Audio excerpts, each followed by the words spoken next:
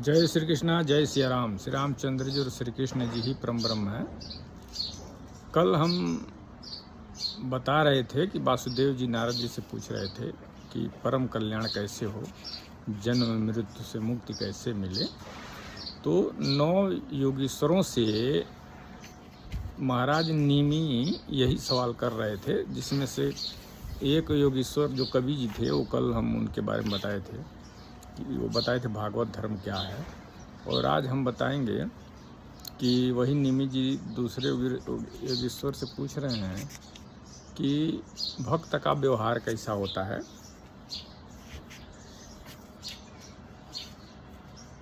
भक्त का धर्म क्या है, भगवत भक्त का धर्म क्या है पूछ रहे हैं। और कैसा स्वभाव होता है, वो मनुष्यों के साथ व्यवहार करते समय कैसा आचरण करता है, क्या बोलता है और किन लक्षणों के कारण भगवान का प्यारा होता है। निमि जी पूछ रहे हैं योगेश्वर जी से। तो उसमें से जो दूसरे योगेश्वर थे उनका नाम था हरि जी, हरि नाम था। तो इसका उत्तर हरि जी दे रहे हैं। कह रहे हैं कि आत्मस्वरूप भगवान समस्त प्राणियों में आत्मा रूप से नियंता रूप से स्थित हैं, जो कहीं भी न्यूनाधिकता न देखकर सर्वत्र परिपूर्ण भगवत सत्ता को ही देखता है। और साथ ही समस्त प्राणी और समस्त पदार्थ आत्मस्वरूप भगवान में ही अधेय रूप से अथवा अध्यस्त रूप से स्थित है, अर्थात वास्तव में भगवत स्वरूप ही है। इस प्रकार जिसका अनुभव है, ऐसी जिसकी सिद्ध दृष्टि है, उसे भगवान का परम प्रेमी उत्तम भागवत समझना चाहिए। हरि जी कह रहे हैं कि सारे जीवों में, जीव जंतुओं में भगवान ही हैं। और ये नहीं है कि कोई कीड़ा मकोड़ा है तो उसमें तनी सा भगवान है थोड़ा सा, और जो हाथी है उसमें बड़े से भगवान है, ऐसा नहीं है।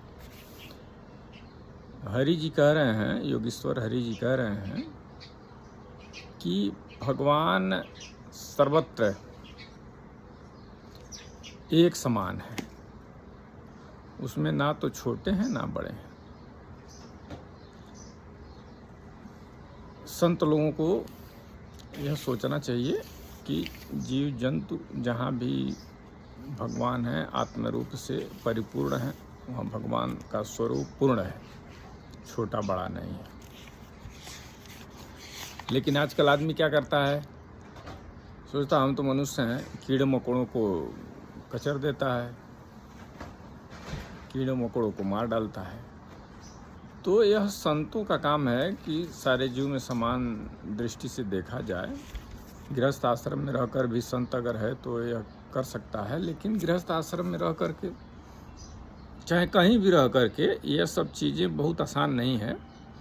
किसी के घर में अगर काकरोच हो गया है, 100 काकरोच किसी के घर में घुस गए, जैसे कोई शहर में बम्बई दिल्ली में एक रूम में उसमें 100 काकरोच हो गए हैं, उसमें परिवार भी रह रहा है, खाना भी उसी में बन रहा है, खाना भी खा रहे हैं,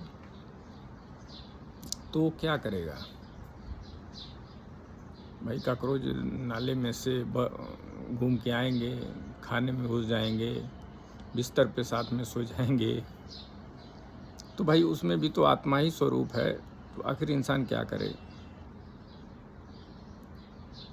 तो अब सब कोई तो वेद व्यास हो नहीं पाएगा। कुछ लोग अर्जुन हो जाते हैं, कुछ लोग कृष्ण जी के विचारधारा के हो जाते हैं। जैसे पूरा महाभारत में मनुष्यों की संख्या अत्यधिक हो गई थी, अत्याचारों की संख्या अधिक हो गई थी, तो भगवान पृथ्वी का भार उतारने के लिए सबको मरवा डाले। अर्जुन बहुत लोगों को मार डाले। तो वही होता है भाई, घर में जब 100 को 200 काकरोच घुस जाएंगे तो उनका भार ख़त्म करने के लिए, उनके अत्याचार से राहत पाने के लिए उनको मार दिया जाता है, फेंक दिया जाता है, कुचल दिया जाता है। भगवान भी वही करते हैं।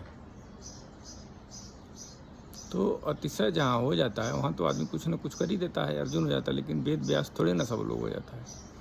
अब जो वेद व्यास हो जाएगा वो उच्च कोटि का हो जाएगा, सेम भगवान हो जाएंगे।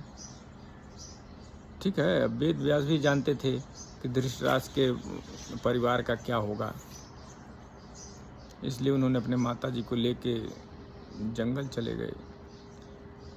तो ये सब चीज़ें इसमें जो बताया गया है कि संत का, भक्त का स्वभाव क्या है, तो उसमें सारे जीवों को ही बराबर देखना है। कर्म से कोई मतलब नहीं है, धर्म का भी कोई ज़्यादा महत्व नहीं है, दुख सुख का कोई महत्व नहीं है। जो ये सब समझ के और भगवान के चिंतन में लगा रहेगा वही परम भक्त है भगवान का। उसके पार अहंकार नहीं होना चाहिए कि वो किस कुल में जन्म, बड़े कुल में जन्म ले लिया कि छोटे कुल में जन्म हो गया, किस जाति का है, किस वर्ण का है, उसको इसका कोई चिंतन नहीं होना चाहिए। क्योंकि जब वो हर जगह भगवान का ही स्वरूप देखेगा तो उसमें जाति धर्म कहाँ रह जाएगा, कर्मकांड कहाँ रह जाएगा।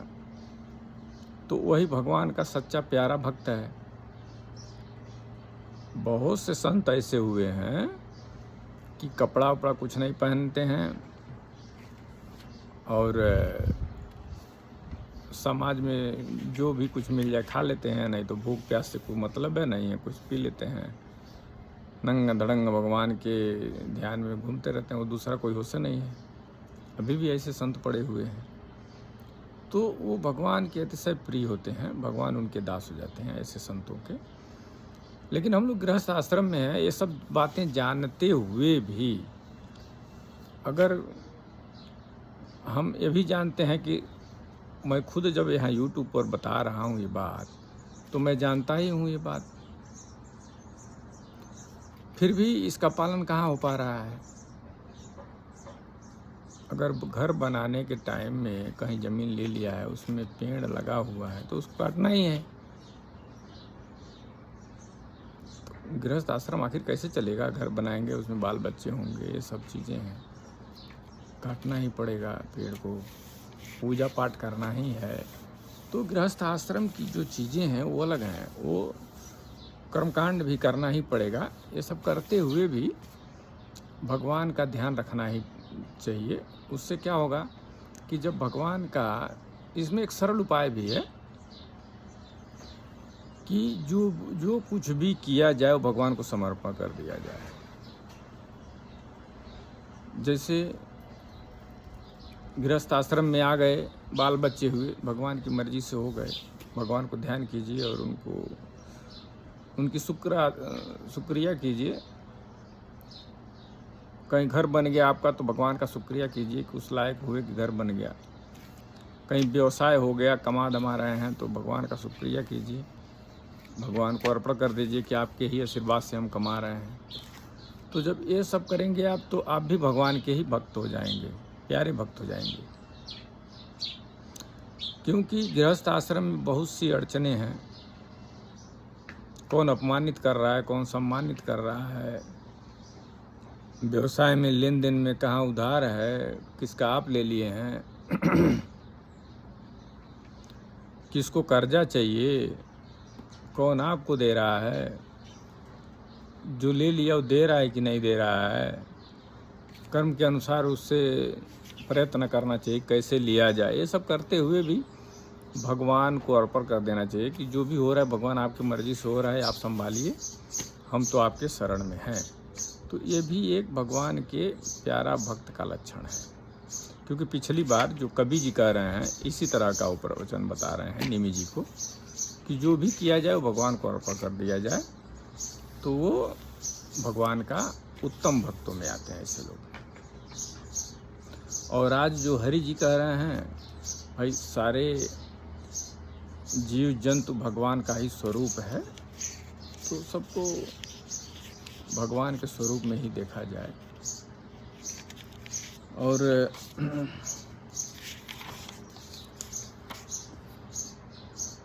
तो इसलिए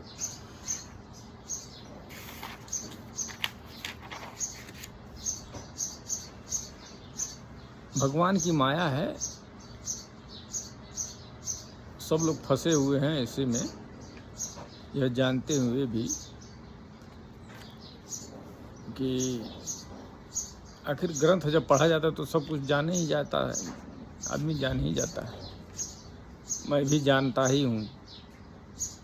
लेकिन जीने के लिए, समाज में रहने के लिए बाकी सब काम तो करना ही पड़ेगा। कर्म करना ही पड़ेगा।